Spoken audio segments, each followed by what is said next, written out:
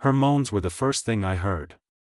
I wasn't even fully awake, just stumbled out of bed in the middle of the night, planning to hit the bathroom. But halfway down the hallway, I froze.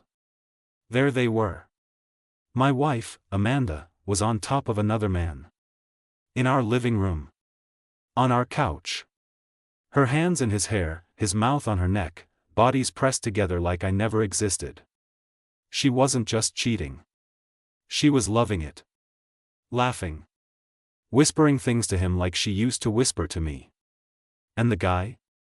Tyler. My so-called friend. My coworker.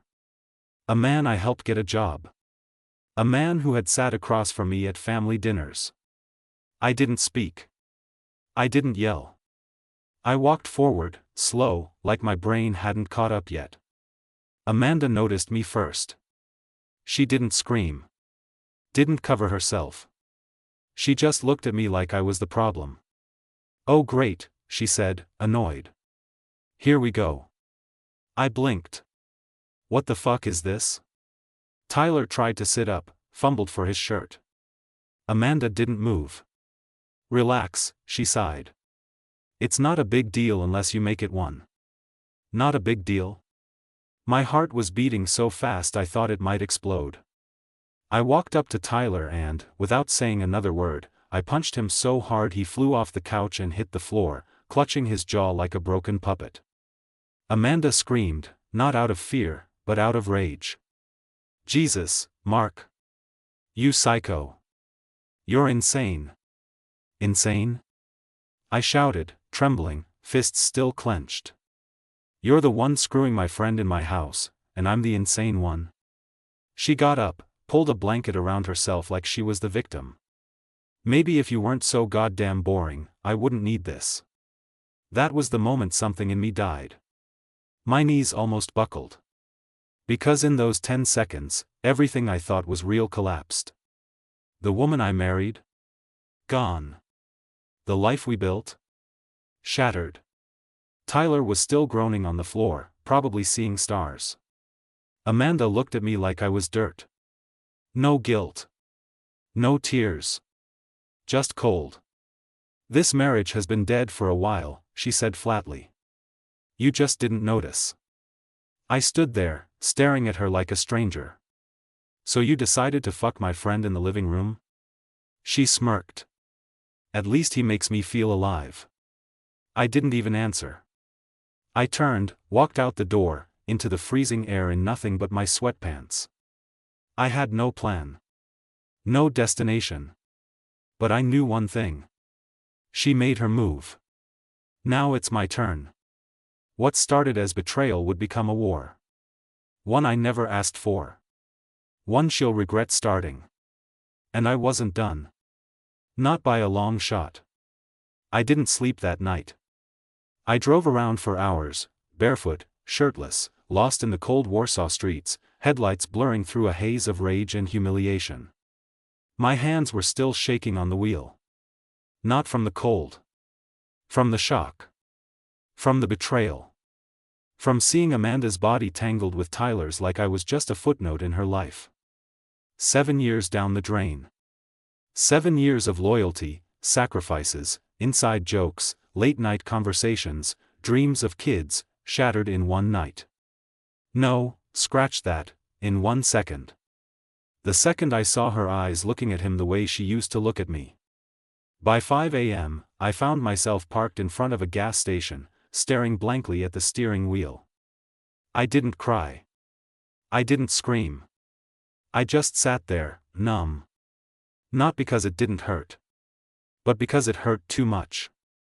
I thought about going back home. Not to talk. Not to forgive. Just to grab some stuff and disappear. But something inside me said no. Not yet. Not like this. I went to my friend Jason's place instead. He answered the door half asleep in boxers, eyes wide when he saw me. "Mark? Jesus, man, what happened?" I didn't say much. Just, she f***ing cheated. That was enough. He didn't ask for more. Just let me in, handed me a hoodie, and let me crash on his couch. But I didn't sleep. I lay there in the dark, thinking back. Rewinding every scene from the last few months. The late nights at work she suddenly started pulling. The random girl trips to the spa. The way she stopped reaching for my hand in the car. It was all there. I just didn't want to see it. That morning, I got a text from Amanda. Amanda, you really overreacted. Tyler's pressing charges. You better get a lawyer. That was it. No apology. No regret. Just a threat. It almost made me laugh. She brought a man into my house, got caught mid-act, and I was the one being threatened? I didn't respond. I wasn't about to let her see me angry. Anger is fuel. And I was going to burn it exactly when I needed to. Jason tried to distract me that morning, offered breakfast, tried making dumb jokes, but my head was somewhere else. I opened my laptop and started digging. Emails. Phone records. I wanted proof. I wanted every piece of filth from her affair. I wanted to build a story so solid, a divorce lawyer wouldn't have to ask a single question. And that's when I found it. A hidden email account. Stupidly synced to her iCloud. Dozens of messages. Some were hotel reservations. Others were photos. Nudes. Conversations between Amanda and Tyler about how dumb I was. How they laughed when I went on that business trip and Tyler broke in to try our bed. I threw up in Jason's sink. This wasn't just an affair. It was a performance. A full-blown circus act where I was the idiot wearing the blindfold. But the pain? It was evolving now. Turning into precision. Into planning. Because if Amanda thought she could screw me over, paint me as the crazy jealous husband, and skip away with my friend, my money, and half of everything I built, she was in for a rude awakening. The version of me she knew? That guy died last night. What she unleashed? He doesn't cry. He calculates. By the next morning, I had stopped thinking like a heartbroken husband. Now I was a strategist. Amanda had made the mistake of thinking I'd fold. That I'd beg.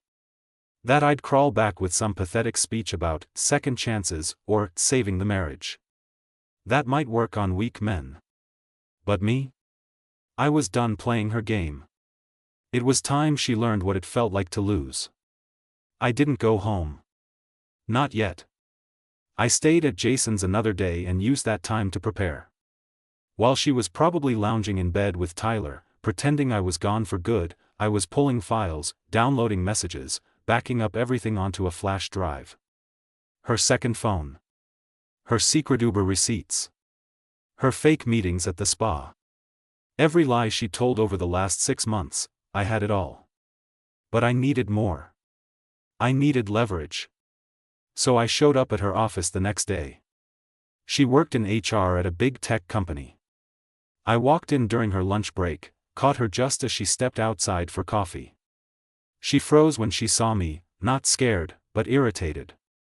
"You seriously followed me here," she said, crossing her arms. "Wow, Mark.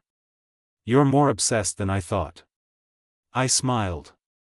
A calm, dangerous kind of smile. "I know everything. The burner email. The hotel bookings. Even the time you used our anniversary dinner as an excuse to meet him instead." She blinked, and I saw the first flicker of panic. Just for a second. Then it was gone. "You really need to let this go. It's over, Mark." "Oh, I agree," I said. "It's over. Which is why I'm filing for divorce tomorrow morning. But I figured you'd want to know, I've already spoken to a lawyer. One who loves dealing with infidelity cases." Her lips tightened. She hated not being in control. "I'll make sure you walk away with nothing," I added. "You cheated in our home. I've got pictures, dates, messages. You think a judge will give you half after that?" She scoffed, but I could see her mask cracking. "You wouldn't dare. You don't have the balls." That made me laugh. Really laugh. You slept with my friend on our couch and you're testing my limits? Amanda, sweetheart. I invented limits. And guess what? I'm done playing nice. Then I walked away, not waiting for her response. Back at Jason's, I began step 2. See, Amanda was sloppy. She never covered her digital trail. And Tyler? Oh, he was dumber than I thought. Not only had he used company time to sneak around with my wife, but he also left messages on his work account. Messages that included photos, jokes about HR policies, and even comments about other women in the office. So I made a copy of everything. And anonymously sent it to his boss. Let's just say, by the end of that week, Tyler was no longer with the company. Amanda called me that night. Screaming. Crying. Accusing me of ruining his life. I didn't even raise my voice. You did that all by yourself, I said. I just held up the mirror. She hung up. And for the first time in days, I slept. Not peacefully. But with purpose. Because this wasn't about revenge anymore. It was about making sure Amanda never forgot the cost of betraying someone who gave her everything. By Friday, the house was no longer my home, it was a battlefield. But I wasn't stepping into it blindly this time. I had already filed for divorce that morning, with a folder full of evidence. My lawyer nearly dropped his coffee when I handed him the flash drive. You've basically already won the case, he said, skimming through the emails. Infidelity this clear, in your shared residence? You'll walk out with everything. That was the plan. But Amanda didn't know yet. She still thought she had the upper hand, that she'd twisted the story in her favor. And then she did something unbelievable. She went public. She made a Facebook post. One of those long, manipulative, sugar-coated "I'm the victim" rants. Claimed I was emotionally abusive. Said I had anger issues. That I snapped and assaulted her friend out of jealousy, and now she was seeking protection. I stared at the screen, jaw clenched so tight it hurt. Over 200 likes. Heart emojis. Friends and colleagues commenting, "Stay strong, Amanda," and "No one deserves to be treated like this." She was painting me as the monster. She cheated, she lied, she broke everything, and now she wanted sympathy? Nah. She didn't know who she was playing with. I didn't respond. I didn't post a rebuttal. I simply sent screenshots to my lawyer and then to 3 of her closest friends, the ones who always took her side, the ones who were commenting under her post like blind sheep. Each message was the same: since Amanda's being so honest online, I figured she wouldn't mind you seeing the full truth. I sent the receipts. The emails. The photos. The dates. And silence followed. No one replied. But within 24 hours, Amanda's post vanished. Her account went private. Then came the texts. "Amanda, you just embarrassed me in front of everyone. Amanda, how petty can you be? Amanda, are you proud of what you're doing?" I didn't answer. Because it wasn't about pride. It was about balance. She tipped the scale when she brought our personal war into the public space. I just reminded her how brutal honesty can be. But it wasn't just about revenge anymore. I started seeing Amanda for what she really was, not a mistake, not a misstep, but a lesson. She was the devil wearing perfume, the smile that promised forever but delivered a knife to the back. And I wasn't done learning. I returned to the house that weekend to gather my things. She was there, waiting in the kitchen, arms crossed, face painted with fake calm. "I didn't think you'd show your face," she muttered. I didn't speak. I just walked past her, grabbed my bag from the hallway closet, went into the bedroom.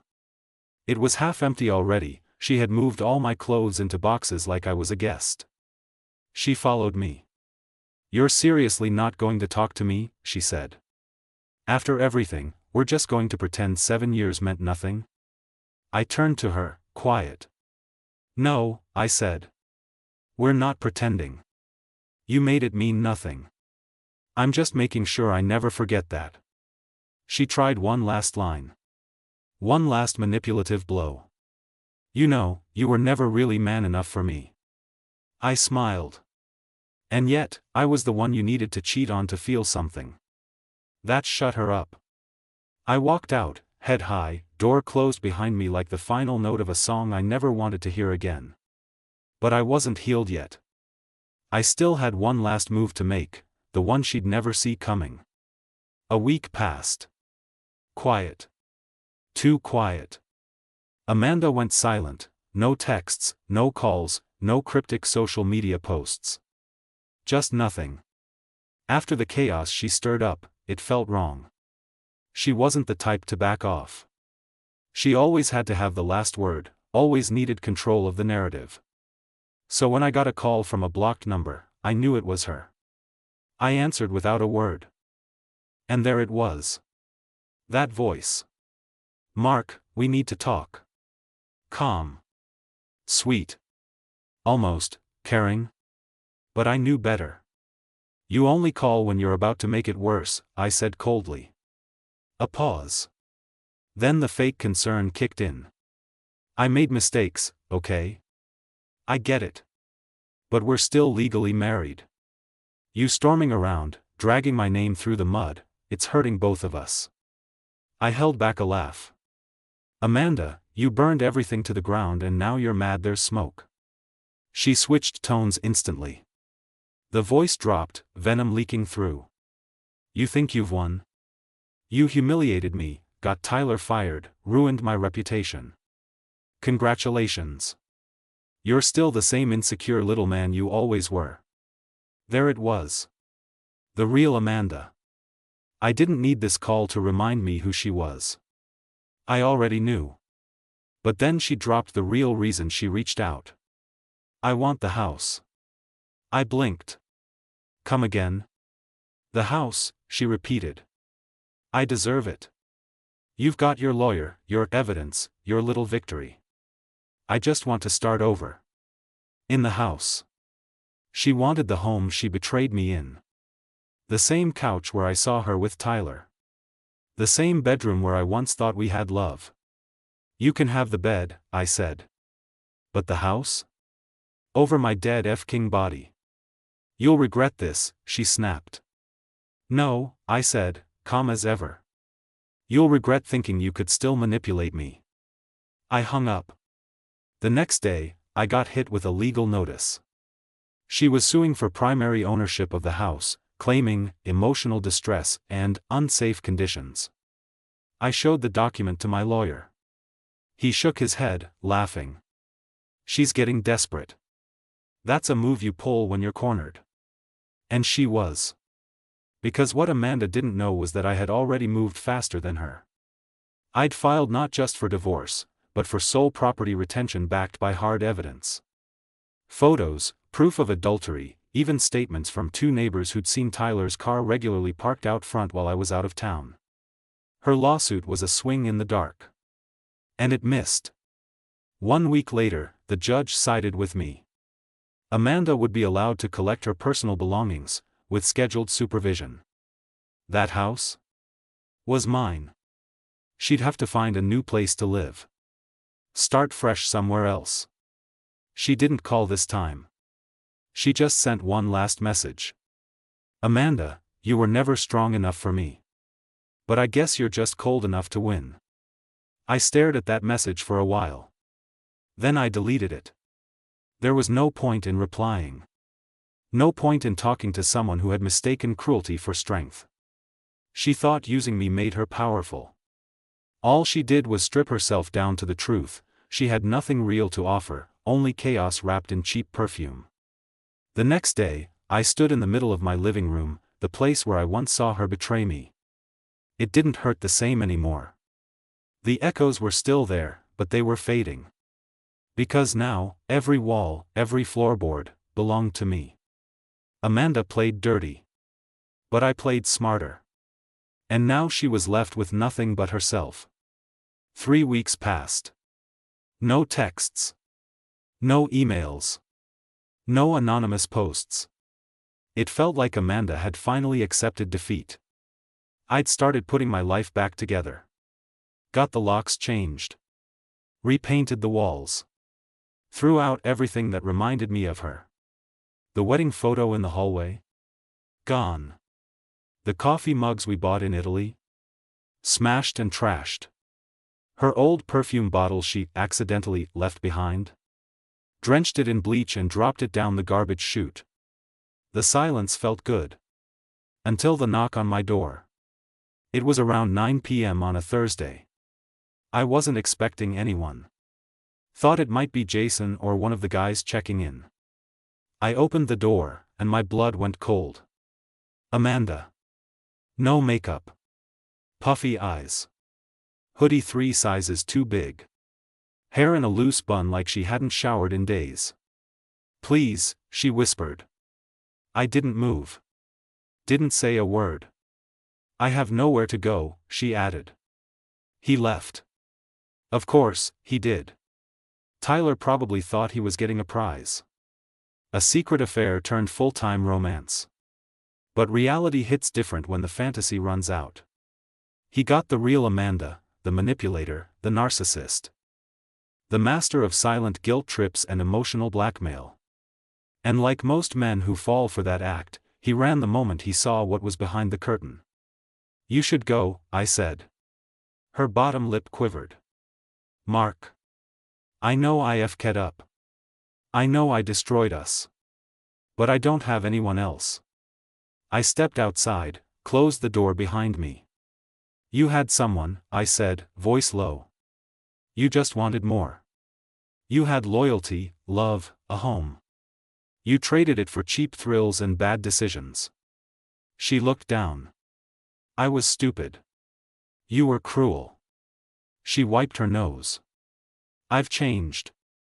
No, I said. You've just been left. That hit her. She stepped back like I'd slapped her. So this is it? You're just going to leave me on the street? I looked her dead in the eye. You left me in that living room when you climbed on top of Tyler. You left me when you called me insecure. You left me the second you made me feel small in my own house. So don't come to my door crying now and ask to be saved. She broke down. Started sobbing.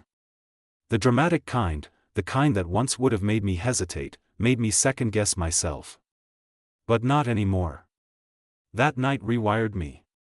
That betrayal broke something soft in me and replaced it with steel. She begged. Literally got on her knees. Said she had nowhere else to go. That she'd sleep on the couch. That she'd start therapy. That she'd do anything. But I'd already heard everything I needed to hear weeks ago, when she smirked and said Tyler made her feel alive. You're going to walk away from me like I'm nothing, she whispered. I took a slow breath. You were everything once, I said. And you lit it all on fire. I turned, opened the door, and went back inside. I didn't slam it. I just closed it, gently, finally, like I was sealing a coffin. She stayed out there for a while. I watched her through the peephole as she sat on the front step, crying, hugging her knees like the victim in a story she'd written. Eventually, she left. And this time, I didn't follow. After that night, she never came back. No more begging. No more guilt trips. Just radio silence. And for the first time in what felt like forever, I was okay with that. Actually, I welcomed it. Because what Amanda didn't realize, what most people like her never realize, is that betrayal doesn't just break people, it builds them. You either collapse under the weight of what they did, or you rise through it, sharper, smarter, and 10 times harder to hurt again. I didn't rise gently. I hit the gym like it owed me answers. I went back to lifting iron the way I used to when I was hungry for progress. 2-a-day workouts. Clean eating. Cold showers. No booze. No distractions. Just discipline. That rage? That bottomless pit of betrayal she left me in? I poured all of it into reps. Pain became fuel. I stopped checking my phone for her name. I stopped imagining scenarios where she came crawling back and I forgave her. I stopped letting the ghost of her voice live rent-free in my head. Instead, I rebuilt. Reconnected with friends I'd ignored for years. Laughed more. Focused on my job and crushed it. My boss actually pulled me aside 2 weeks later and said, "Whatever you're doing, keep doing it. You've leveled up." Damn right I had. I wasn't some love-struck fool anymore. I was a man reborn through fire, forged by humiliation, and sharpened by the lies of a woman who thought she was clever enough to destroy me and get away with it. But the universe? It's got a twisted sense of humor. Because just when I had finally cleaned the last pieces of Amanda out of my system, I saw her again. At a grocery store, of all places. She was in the self-checkout line, arguing with the machine like it owed her money. Her face looked pale, tired. Her eyes weren't the same, no fire, no pride. Just someone who'd bet everything and lost it all. She saw me. And I saw her see me. I gave her nothing. No smirk. No glare. Just that cold, calm stare of a man who survived the worst day of his life and came out better without her. She opened her mouth. Maybe to say hi. Maybe to say sorry. I walked right past her. Didn't even flinch. And that? That moment? That was the real revenge. Not the legal wins. Not the house. Not watching her crumble in front of me weeks earlier. No. This, her realizing she no longer mattered, was the hit she'd never recover from. Later that night, I sat alone in my living room. The same place where it all started. I stared at the spot where I once saw her with Tyler.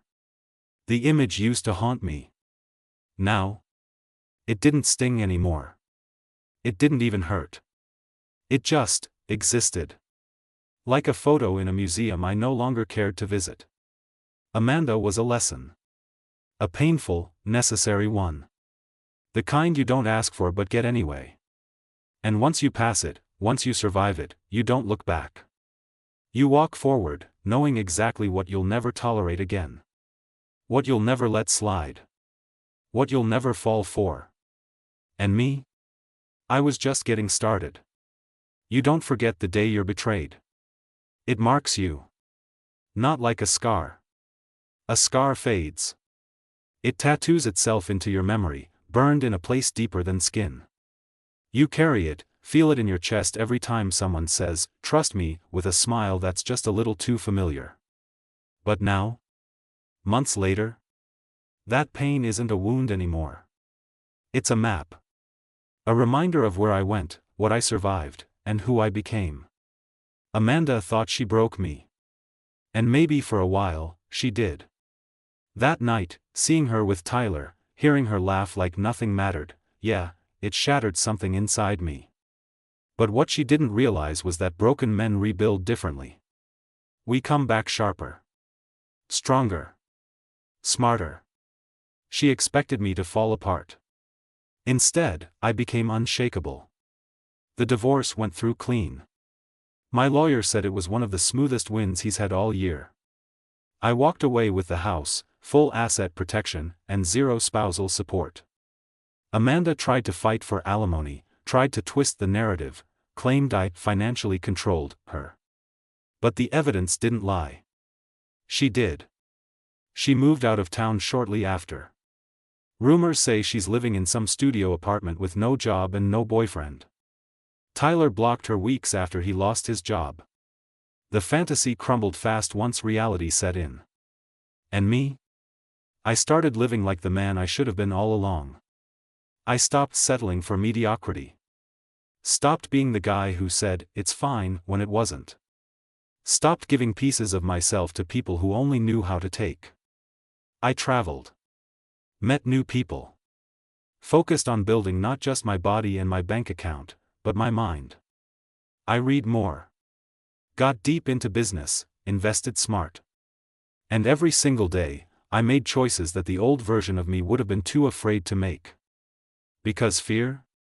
That was Amanda's biggest weapon. She kept me tame with it, fear of losing her, fear of being alone, fear of not being enough. But once I faced my worst nightmare and realized I was still standing, that fear lost all its power. People ask if I hate her. Funny thing is, I don't. I don't like her. I sure as hell don't respect her. But hate? Nah. Hate means she still has a place inside me. And that place? It's empty now. She taught me everything I needed to learn about boundaries, self-respect, and silence. She taught me to listen to my gut when something feels off. She taught me that love without loyalty is just a pretty lie in a slow-motion car crash. And most of all, she taught me that sometimes the best thing someone can do is leave, even if it's through betrayal. Because the man I became after her? He's someone I actually recognize in the mirror. Not a shadow. Not a doormat. A man with edges, purpose, and clarity. If I could go back and stop her from cheating, I wouldn't. Because that night, the night I woke up to an empty bed and found her with another man, was the beginning of my real life.